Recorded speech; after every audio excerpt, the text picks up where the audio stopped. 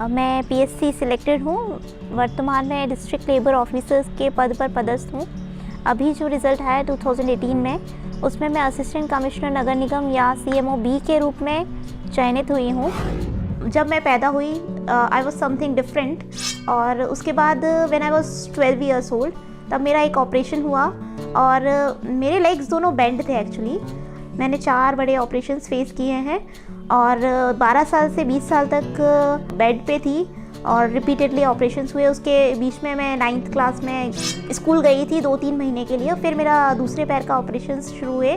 कई बार ऐसे समय पर आपको लगता है कि आप मर जाओ, बस बहुत हो गया, लाइफ कब तक आप रिटेन करोगे, कब तक आप सर्वाइव करोगे। I was in one room only, मतलब एक कमरे में थी, सारे फ्रेंड्स अलग हो गए, बहुत सारी अंदर चीज़ें थी, बहुत हार्डशिप्स थी, बहुत स्ट्रगल था। बट उस समय भी खुद को मोटिवेटेड रखा, कभी ना कभी तो अच्छा होगा। मेरे ड्रीम्स बहुत हाई थे, मैं बहुत सपने देखने वाली लड़की हूँ और मेरा सपना था कि मैं कुछ करूँ। पीएससी की तैयारी बहुत सारा धैर्य और बहुत सारी मेहनत मांगती है। मैं बिल्कुल ग्राउंड लेवल पे शुरू की थी, मैं इंग्लिश मीडियम से थी और उसके बाद हिंदी मीडियम में कन्वर्ट होना, उसके लिए हिंदी की पर्टिकुलर में पढ़ाई करना, 3-4 साल दे चुके हो और आपका सिलेक्शन नहीं होता तो बहुत ख़राब मोमेंट होता है। बट मैं आप लोगों से यही कहना चाहूँगी कि बस हार मत मानिए, क्योंकि अल्टीमेटली यदि आपने मेहनत की है, यदि आपने कोशिश की है तो आप ज़रूर सक्सेस होंगे और आपको कुछ ना कुछ बहुत अच्छा मिलेगा।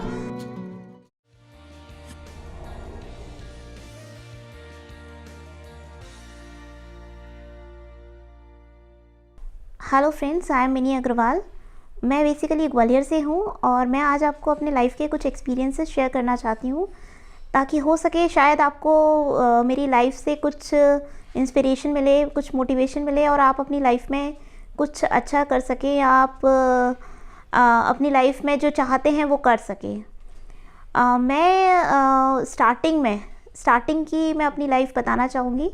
आज हम 4 सिस्टर्स हैं और मैं एक 40 मेंबर्स की फैमिली में थी, जॉइंट फैमिली में थी और हम चारों ही बहनें जब मैं पैदा हुई आई वॉज समथिंग डिफरेंट, और उसके बाद when I was 12 years old तब मेरा एक ऑपरेशन हुआ और मेरे लेग्स दोनों बेंड थे actually. There was bit different legs. तो मेरा मुंबई में मेरा ऑपरेशन हुआ। I face 4 major operations. मैंने 4 बड़े ऑपरेशंस फेस किए हैं और 12 साल से 20 साल तक मैं बेड पे थी और रिपीटेडली ऑपरेशंस हुए। उसके बीच में मैं 9th क्लास में एग्ज़ाम लिखने मैं थोड़ा सा स्कूल गई थी 2-3 महीने के लिए, फिर मेरा दूसरे पैर का ऑपरेशन शुरू हुए। इस दौरान मतलब बहुत हार्डशिप्स थी, बहुत स्ट्रगल था। बट उस समय भी मैंने खुद को मोटिवेटेड रखा, कहा कि कब तक लाइफ इतना हार्डशिप्स देगी या कब तक लाइफ में इतनी सारी प्रॉब्लम्स आएंगी, कभी ना कभी तो अच्छा होगा। क्योंकि मेरे ड्रीम्स बहुत हाई थे, मैं कह सकते हैं बहुत सपने देखने वाली लड़की हूँ और मेरा सपना था कि मैं कुछ करूँ। स्टार्टिंग में मैं सोचती थी कि मैं डॉक्टर बनूँ, बट अनफॉर्चुनेटली या फॉर्चुनेटली कहें, क्योंकि अब मैं जिस पद पर हूँ, I am N administrative officer yet I am labour officer, और वो कहीं ना कहीं एक अच्छा ही चीज़ था। मैं डॉक्टर नहीं बन पाई और सपना था डॉक्टर बनना, लेकिन वो सपना ही मुझे यहाँ तक लेके आ पाया। जब 12th मेरा कंप्लीट हुआ, उसके बाद मैंने 1 साल ड्रॉप लिया। मतलब ये वो समय था मेरे जीवन में जब मैं पूरी तरीके से बेड पे थी और मुझे लग रहा था कि पता नहीं मैं कैसे आगे होगा, क्या होगा। पढ़ाई हो नहीं रही है अपने से, क्योंकि अब अनबियरेबल पेन है आपको। और ऐसे ही मेरे 3 साल, मतलब मैंने 3 साल कुछ भी नहीं कर पाई। मेरा ग्रेजुएशन भी नहीं हो पाया क्योंकि उस समय मेरे पैर में स्ट्रेन आ गया। ऑपरेशंस के बाद भी मतलब बहुत ज़्यादा हार्डशिप्स थी। बट एक चीज़ था कि है ना, फैमिली का सपोर्ट और कहीं ना कहीं एक ईश्वरीय शक्ति जो मुझे हौसला बनाए रखी, जो मुझे ज़िंदा रखी। कई बार ऐसे समय पर आपको लगता है कि आप मर जाओ, बस बहुत हो गया, लाइफ कब तक आप रिटेन करोगे, कब तक आप सर्वाइव करोगे, क्योंकि मेरे ड्रीम्स बहुत हाई थे, मैं बहुत सपने देखती थी। जब मैं 7th स्टैंडर्ड में थी, जब मैं स्कूल जाती थी, तब मेरे बहुत सारे फ्रेंड्स हुआ करते थे। उसके बाद फिर जब ऑपरेशन हुआ, उसके बाद I was in one room only, मतलब एक कमरे में थी, सारे फ्रेंड्स अलग हो गए, बहुत सारी अंदर चीज़ें थी कि मैं बाहर नहीं जा पा रही हूँ, मैं खुद लोगों से कट रही थी शायद। और उसके बाद जब 12th के बाद तो बहुत ज़्यादा हार्डशिप्स थी कि ना, समझ में ही नहीं आ रहा था कि क्या होगा। बट फिर धीरे करके जैसे जैसे मेरा थोड़ा दर्द कम हुआ, फिर मुझे लगा कि नहीं, अब करना है। और इस टाइम पे मेरे जिया जी ने मुझे बहुत सपोर्ट किया, और उन्हीं के कारण वापस मैं चल पाई या वापस मैं खड़ी हो पाई। क्योंकि उस समय ऐसा था कि मुझे हर चीज़ से डर लगता था, मुझे एक छोटी सी दहलीज उतरने में भी डर लगता था, क्योंकि ऐसा लगता था मैं गिर जाऊंगी या मुझे चोट लग जाएगी। मेरे अंदर डर इतना हावी हो गया था। बट फिर भी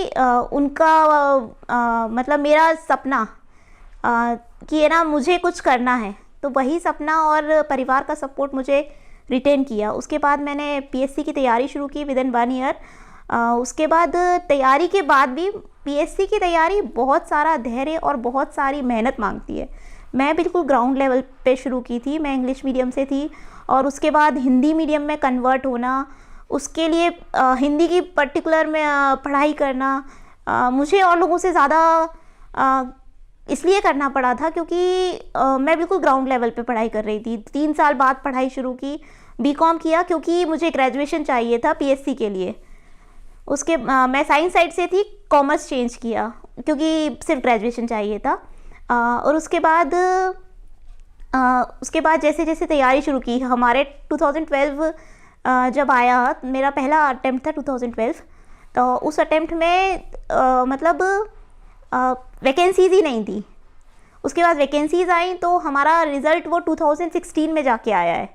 बीच में कोर्ट केस, तो मतलब इतना धैर्य, इतना परिवार का सपोर्ट बहुत चाहिए, क्योंकि बहुत सारे टाइम्स आते हैं, मतलब 4 साल का गैप पूरा, मतलब 12, 13, 14, 15, 4 साल का पूरा गैप कि आपको वही करना है, पीएससी ही करना है और कोई ऑप्शन ही नहीं है आपके पास। उसके बाद भी तैयारी शुरू की, और 2012 अनफॉर्चुनेटली फिर मेरे साथ असफलता मुझे हाथ लगी। मेरा वेटिंग में था सब रजिस्ट्रार, 2013 मेरा सिलेक्शन नहीं हुआ।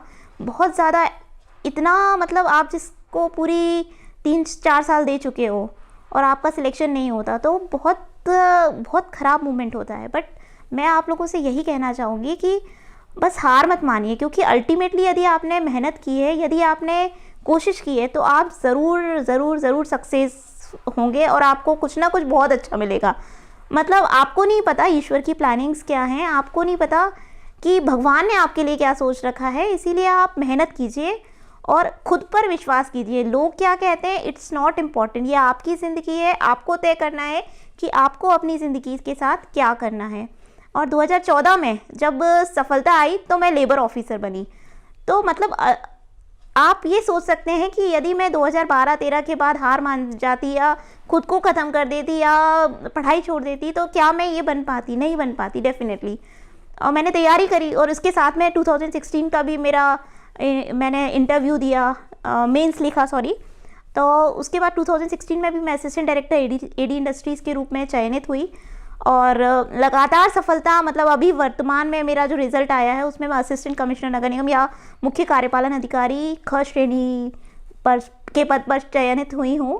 और ये इसीलिए हो पाया कि मेरी लाइफ में बहुत सारे ऐसे मोमेंट्स थे, बहुत सारे अप्स एंड डाउन थे। ऐसा नहीं कहती कि सिर्फ मेरी ज़िंदगी में थे, सबकी ज़िंदगी में होते हैं। मतलब मैं कोई विशेष नहीं हूँ जो कुछ बहुत बड़ी चीज़ कर दी हूँ। मैंने वही किया जो मेरी परिस्थितियों ने मुझे कराया। बट हाँ, परिस्थिति से मैंने हार नहीं मानी। इसीलिए एक नॉर्मल व्यक्ति की ज़िंदगी में हमें लगता है कि कोई परेशानी नहीं है, बट उसके लेवल की जो परेशानी होती है वो उसके लिए बड़ी होती है। मेरे लेवल की परेशानी मेरे लिए बड़ी होती है। लोग कहते हैं कि मैं ऊपर कैसे चढ़ूँगी या मैं जीने कैसे चढ़ूँगी। This is the part of my life. मतलब जो सामने वाले को परेशानी दिख रही है वो मुझे नहीं लगती, क्योंकि ये मेरी ज़िंदगी का हिस्सा है। इसीलिए मतलब हर व्यक्ति की ज़िंदगी का अलग तरीका होता है। जिस लेवल की जिसको परेशानी होती है उस लेवल की उसको तकलीफ़ होती है। मतलब सबकी तकलीफ़ का लेवल सेम होता है, बस परेशानियों का तरीका डिफरेंट होता है। इसीलिए मैं आप लोगों को ये कहना चाहूँगी कि नामुमकिन में भी मुमकिन छुपा है, असफलता में भी सफलता का रस छुपा है। इसीलिए जब भी असफल हो रहे हैं तो आप ये सोचिए कि इसी सफलता का रस इसी में ही कहीं ना कहीं छुपा है और आपको अल्टीमेटली जो आप चाहते हैं मिलेगा। धन्यवाद।